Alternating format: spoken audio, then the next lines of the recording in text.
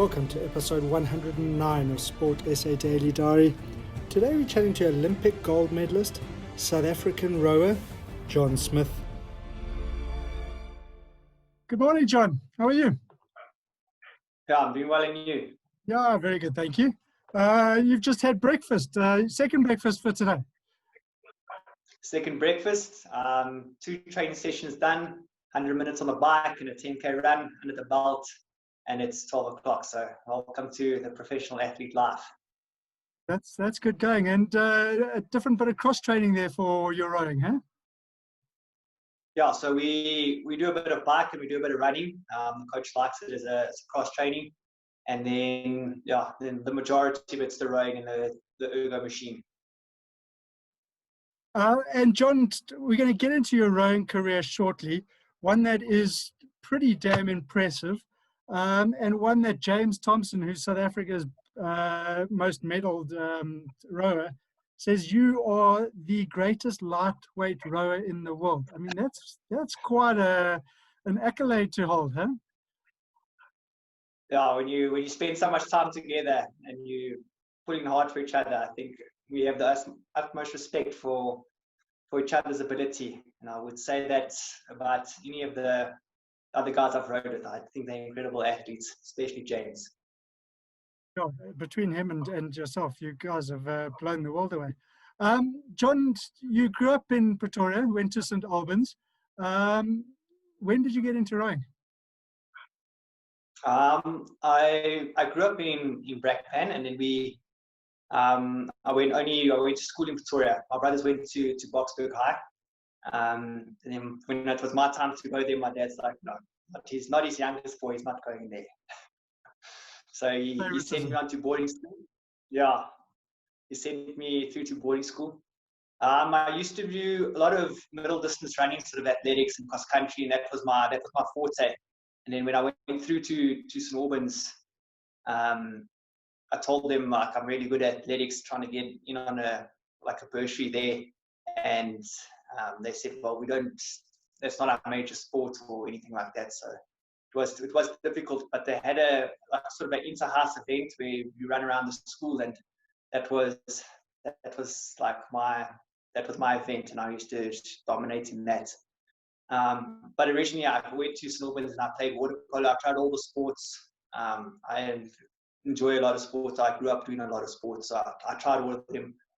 Water polo was my first choice, and then a bit of silly buggers, got kicked in the ear, and then I had to pick a new sport. And after mocking the rowers for years, singing "Go row, row, row your boat," the coach told me they train really hard and it'd be really good for the running when the athletic season came. So I thought, I'll give this a bash. And he took me up to the rowing machine. He put me on there, and he just told me, "You're a natural."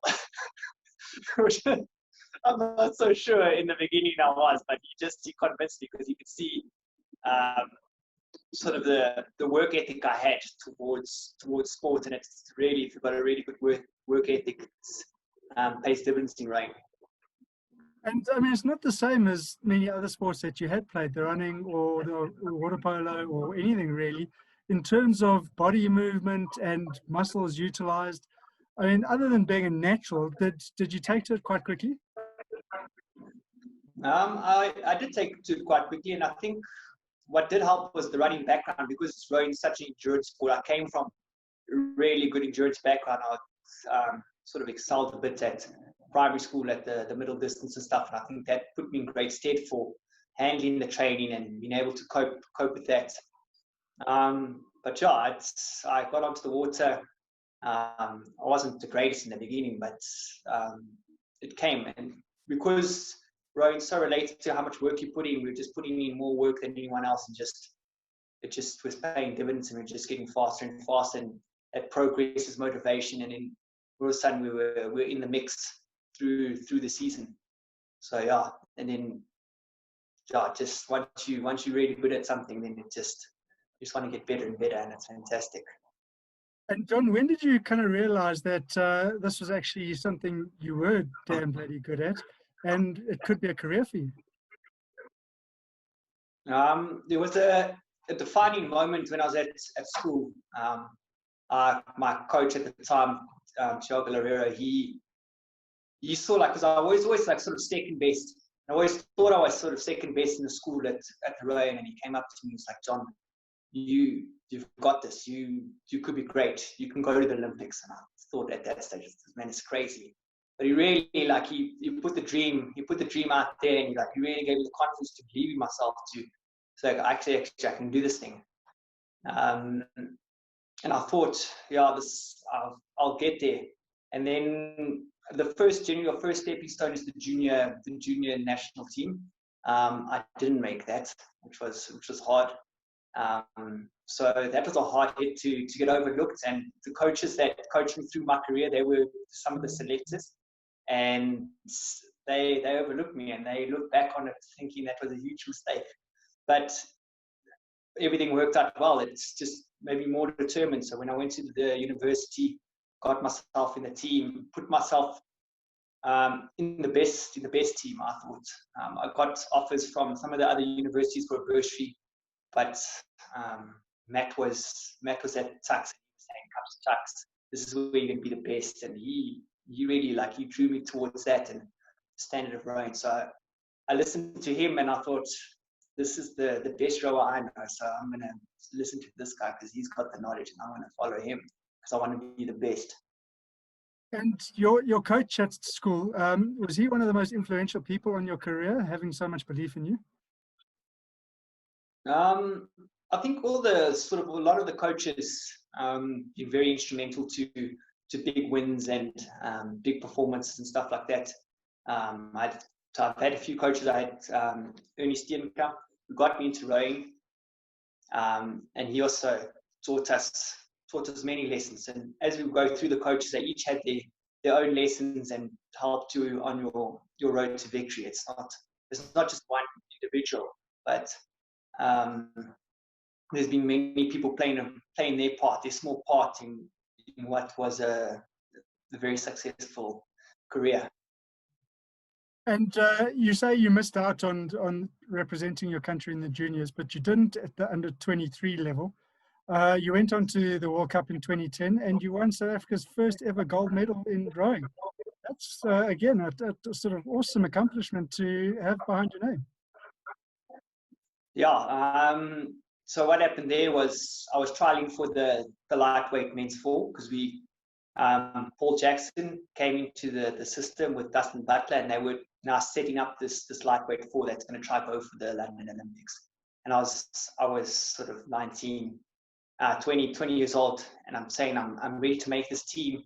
I want to be a part of it. And they saying, you're not quite there yet. You need a couple more years. You need to get stronger.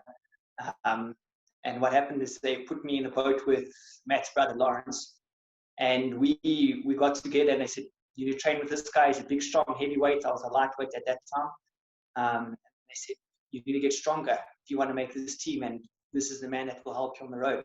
And we got together, and we had a hard slog. We didn't have a coach, like a dedicated coach for a long time. We went to the selection regatta without a coach, and I remember just chatting to Lawrence before, like, okay, let's go do this thing. Everyone had a coach giving them a team chat. We just didn't have a really dedicated coach. We just fell under the national team, but we gave ourselves a pep talk, and we managed to qualify for the under 23 world champs, and then we went there and we shocked the world. So that was really a confidence booster that the system was working and what we're doing is right, and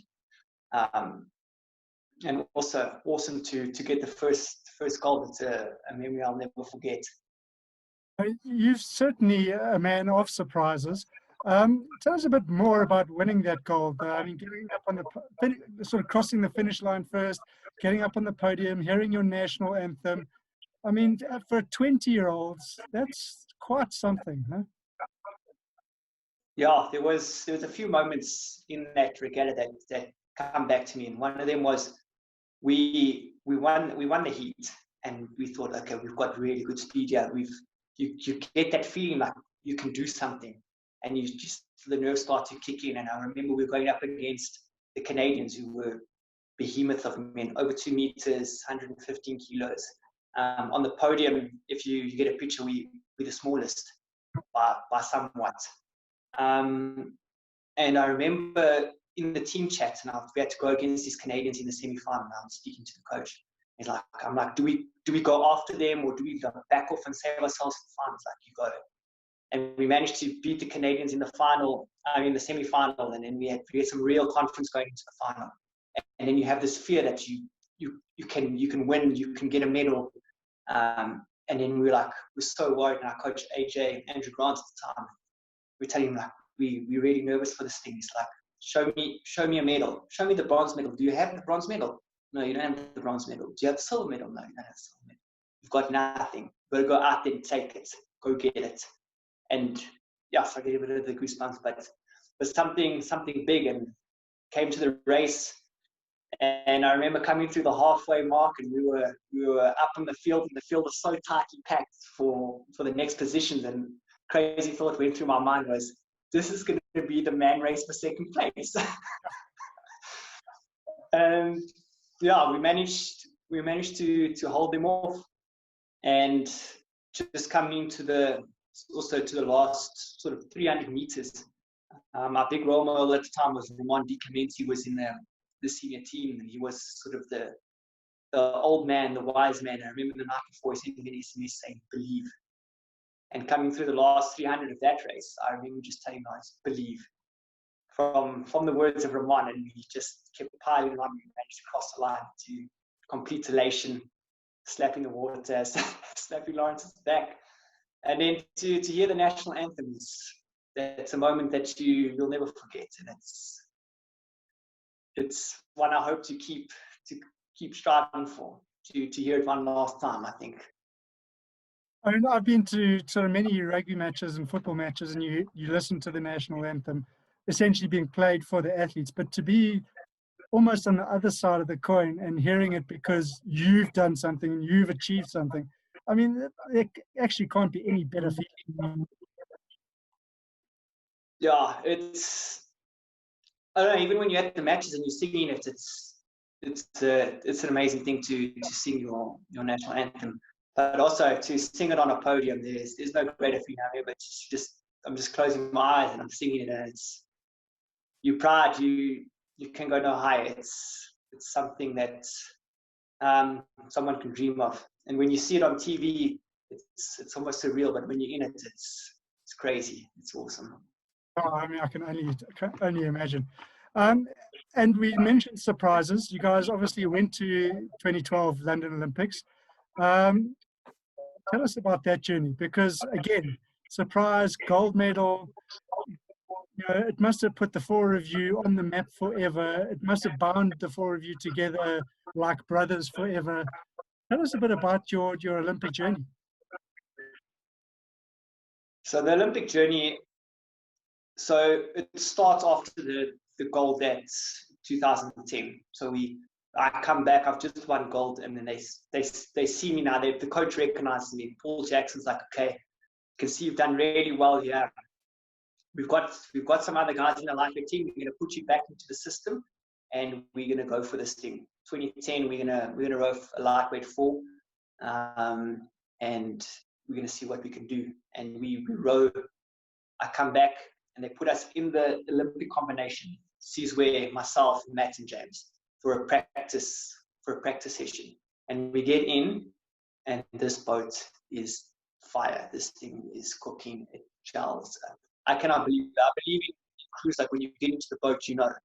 And we got into this thing, and I was like, this is probably one of the best boats I've ever rowed. This thing is fast. Everyone knows what they're doing. And we have Paul Jackson and Dustin Butler just giving their input, and we think we're on the money here. We're going to go to New Zealand, and we're going to do something great. And during that time, we're training really hard, and Matt then hurts his back. And he has to go for operation, and then we have to get a spare man in. So we call up Tony Paladin, and he was an old ex-lightweight, just one generation before me. We call him out of retirement, and we say we need to keep the 4 rolling. We've got two years to the Olympics. We need to keep this thing going, and we need to no matter who's in it, we need to make this boat go. And we get into that boat, and it's good, but it's not the magic of the combination. And we managed to get 11th at the world champs. And then the next year, Matt comes back, but then Seasbear gets injured, and then we lose another key figure. Then but Tony keeps the 4 going, and we keep training hard, and then we qualify.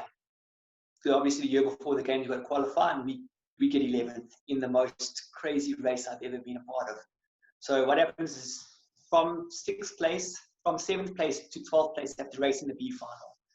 And how it works is, if you come last, you don't go to the Olympics. If you come first to 5th, you qualify. In that race, someone was leading. At each point in the race, someone was leading. And I remember coming to the sort of last 500 meters, and I look left, and I see France quite far down. I'm like, well, they're not going to the Olympics. That's unfortunate for them. I look back like 10 strokes later, everyone's in a line, and I'm like, we're not going to the Olympics. And I just remember putting for my life, closing my eyes, and everyone came into the line, 6 boats all together. I think it was like 1.5 seconds between first and not going to the games. It was crazy. And I've never been so happy to come 11th in my whole life. So we sneaked it. We sneaked it. I remember jumping in the water, hugging some Polish guy. I was ecstatic. We had qualified this boat for the Olympics, and now we could get on track. And then the 2012 season came, and the 4 got back together, and we had a seamless season. Hardly any injuries. Just training was ideal. We had Paul Jackson, who headed up the lightweight, for Dustin Butler, who was the technical coach to my opinion, two of the very best in our country. And working with our boats, it's quite rare to have 2 coaches on one boat, but we had them, and we had the best of both worlds. Dustin on the technical ability, and Paul Jackson really on bringing the crew together, making sure that we all on the same page.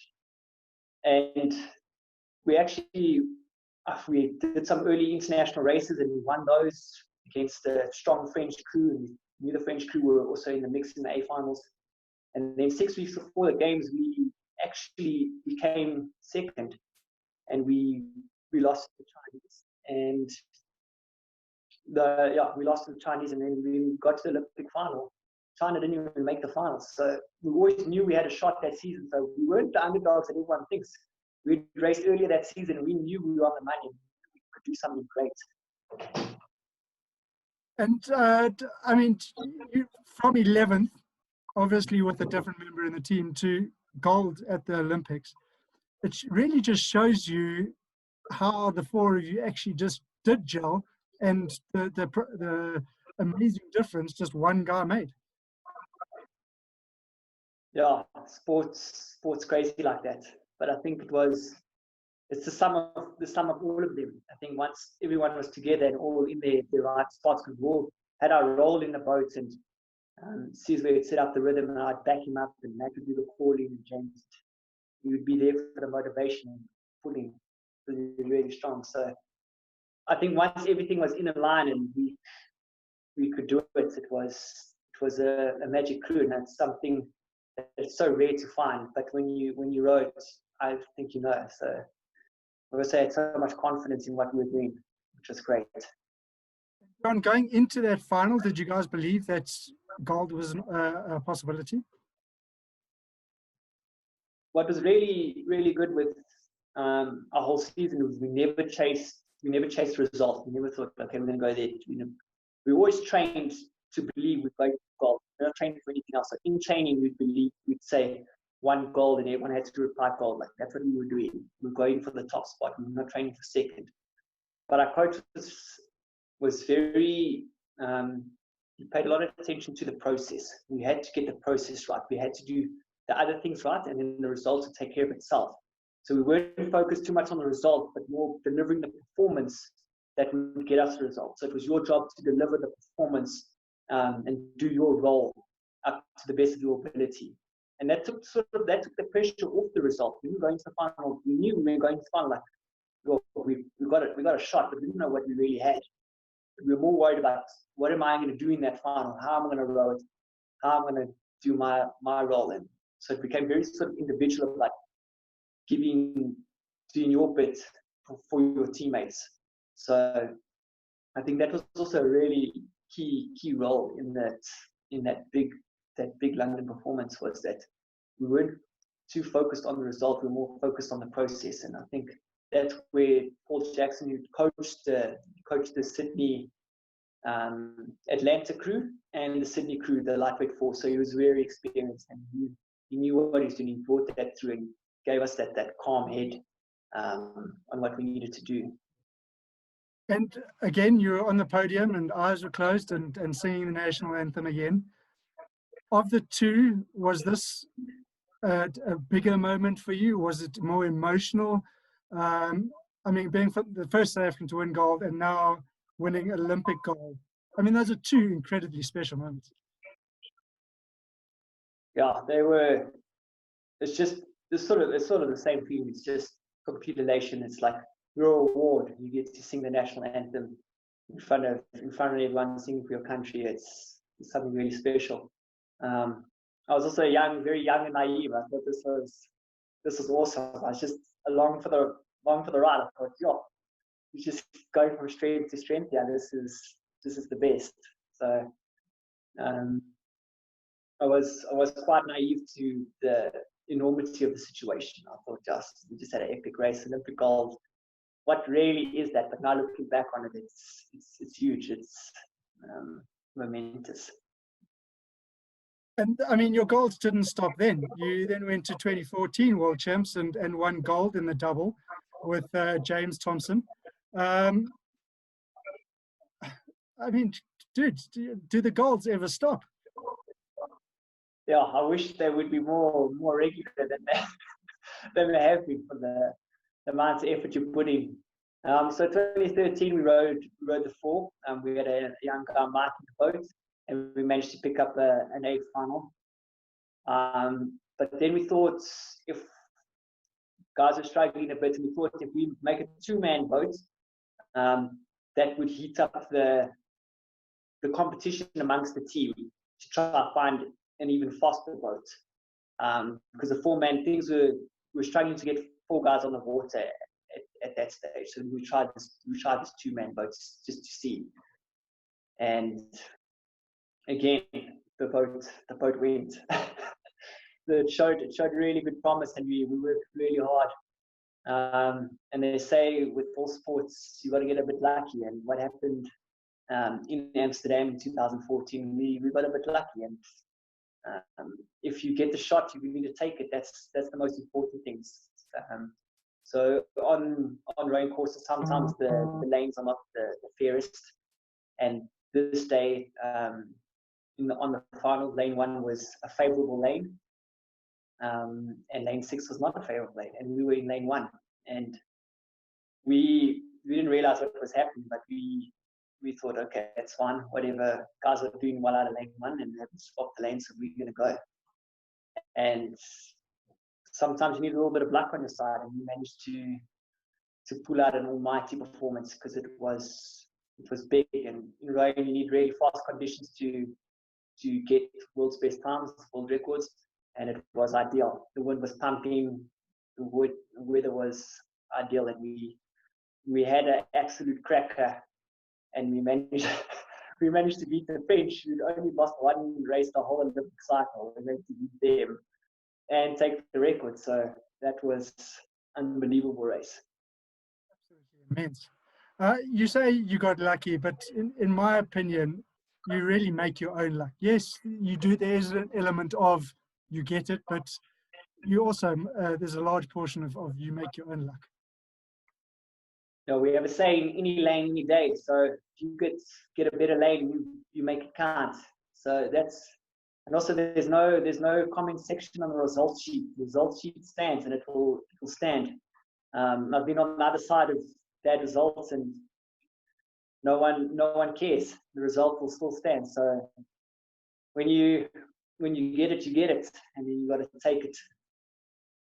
Um, Talking about result sheets, we've chatted to a few other guys who've participated in Olympics, and there's been a bit of a conversation essentially between what's worse, coming second and missing out on gold, or coming fourth and missing out on a medal and a podium. 2016 Olympics, you raced with James again, and you came fourth. In your opinion, which is harder? Fourth by miles. Fourth is the worst spot I've ever come. Probably coming last is better than fourth. It was heart wrenching. People don't realize you put so much time. You put 4 years in your life, all into this race, and to not come off with the results you wanted, and that fourth place. So you're not getting a medal. So winning, in my book, winning a medal is whether it's gold, silver, or bronze, it's an outstanding achievement. To get fourth, it was heartbreak. It still burns me to this day thinking back on that day. It's hard. I think I'd rather have come last. It's terrible because you're so close to glory, yet it's the same as any other position after that. So it took a long time to get over. I'm still probably not over that defeat, but it's definitely the worst position to come. And what made it even worse is I thought on that day, or on a different day maybe, we could have done it.